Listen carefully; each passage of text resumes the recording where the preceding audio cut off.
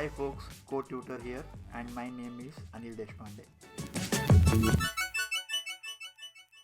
In the previous video we had seen linting using the Android linting tool and Kotlin, and in this video we will talk about static code analysis. Some of you might be wondering what is the difference between linting and static code analysis. In linting, your focus is more towards checking that there are no unused assets, there are no unused labels, there are no unused imports, proper code styling is being maintained, no extra blank lines are there in the code. So it's all about basically making sure that code styling is being adhered to or not. But static code analysis is beyond that. Static code analysis is about basically making sure that there are no runtime vulnerabilities in your code, there are proper null checks that are there in the code, and there are no code smells, runtime and code complexity is being adhered to or not. So if I try to put it in a nutshell, linting is like grammar check, but static code analysis is like proofreading your code. So that is the main difference between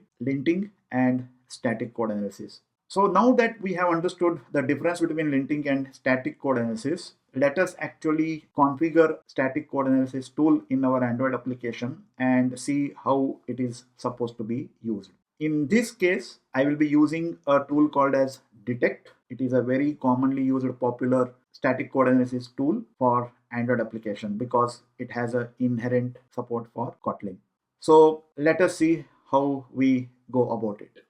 So the first thing that you do is you add the necessary plugin configuration in the build Gradle file. So let me open the build Gradle file. This is the root build Gradle file, and here I will add the detect plugin, and then let me also open the applications build Gradle file, and here I add another configuration, the plugin ID for detect. That is very basic to get started, and then you go down and add the necessary dependencies. So you can see that there are some default plugins that are available that use detect, like detect formatting, library rules, and then some compose rules, because we use Jetpack Compose in our application, in this particular application. So it would be good to check certain things on that part. Before we go ahead and add certain few more configurations, we need to configure the rule set against which the detect will work to check whether there is any issue with the code. That is defined using a YML file, and we will have to create a YML file so that our detect plugin will basically run against that particular rule set. So let me create a file here, and let me call that particular file as detect-config.yml file, and I will just copy paste a existing configuration that I use here. And let me just quickly give you an idea of what this particular file basically contains. So let me go to the top, and if you see here, it runs as a part of the build. What is the configuration? And if you come down, here are the rule set comments: absent or wrong file license. So do you check for the absence of any licensing information? And I am setting it as false. If you set it for true, then it will enforce that also when it is running. So if you just come down, here are the rule set for the complexity. If you are coming from computer science background, you might have heard about word complexity, omega, beta, those things. So what is the cognitive complexity? What is the threshold that you are setting? 15. Complex condition, complex interface. And if you come down, how large you want your class to be. So you don't want your class to be more than 600 lines. And long method, you don't want your method to be more than 60 lines. So like that, it has a lot of different set of rules. What I suggest is, don't try to reinvent the wheel. Don't think that I will have to configure all of this from the scratch, everything. There are already certain standard set of rules that are available. These are open source. So just copy paste them and fiddle with the things that you want to fiddle, because at your organizational level, maybe you may not want to do everything. Some of the things are more important to you. So based on that, you can either disable or enable and change the threshold in this configuration. So once this is done, now I can configure a couple of more things in the application build Gradle file. So let me go back here and let me come to the bottom. In the previous video, we had configured KT-lint. So we will go ahead and add the configurations related to detect below this. So here is one configuration which basically talks about which version of the detect you want to use. Do you want to do parallel execution? And then you are giving it where the rule set needs to be picked from. So the detect-config.yml file that we just created, that is the path of that particular file that I am giving here. And then where do you want to create the baseline file? I will talk about baseline file a bit later. And then there are certain other set of rules. Ignore failures, build upon config. Do you want to enable or disable, like that? And then after that, you add some more configuration, like do you want to exclude certain folders?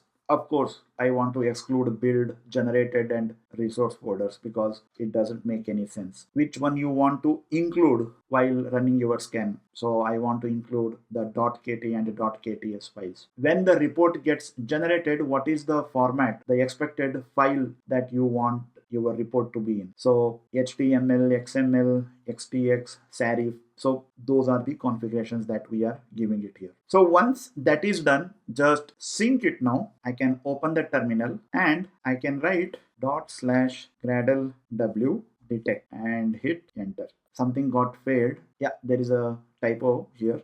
Let me write it properly. Something got failed, but analysis is done. I can actually go down here and open the applications build and go to report, and you can see that detect.html file is created. This is that particular file. I can actually open it in the browser. This is how it actually looks like. It is giving us some metrics. It has a complexity report, and then you can see that it is listing each of the information. For example, this composable function emits content but doesn't have a modifier parameter. So in the country info scaffold, that is the issue that it is seeing. If you just come down, then it is saying that there are mutable parameters. So this is static code analysis. That is how this differs from the linting. In the linting, it would have given you information like some blank lines are there, and with linting it even automatically modifies the file. But in this case, it won't modify the file, it won't reformat the file. Here it only tells you that this is the issue it is seeing and you need to basically go and fix it manually. So if you just come down here, it is now talking about the complexity long method. So it says that this particular method is too long. It's almost around 170 lines. The maximum length is 60. Where is this coming from? Because this is the rule that we had enforced in our detect-config.yml file.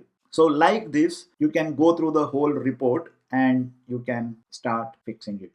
And just a moment back, I was talking about baseline. What is baseline? Baseline is whenever you get the code, you check out the code, you want to be sure that where the issues stand as of now. So whenever you get a new code, you have to run this baseline command, that is gradle w detect baseline. And when you run this, it basically creates a file containing the baseline information, which is where does the issues stand in the code base as of now. So I can just close this.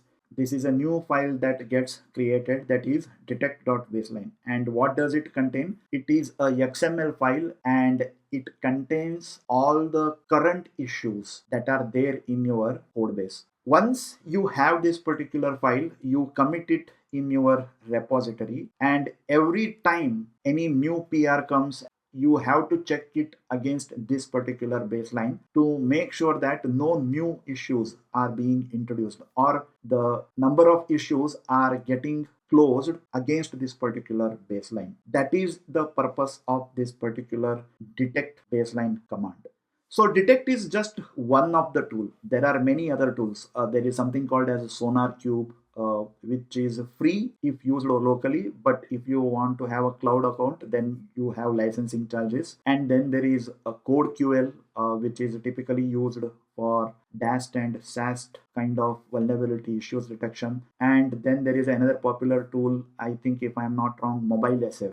So there are a lot of other tools. Some of them are free, or to some extent they are free. Depending upon your organizational policy, you can choose to use one or the other. So that's it in this particular video. In the next video, we will move on to another new topic towards CI/CD. That brings us to the end of this particular video. Don't forget to like, comment, share the video and subscribe to the channel. Take care. Bye.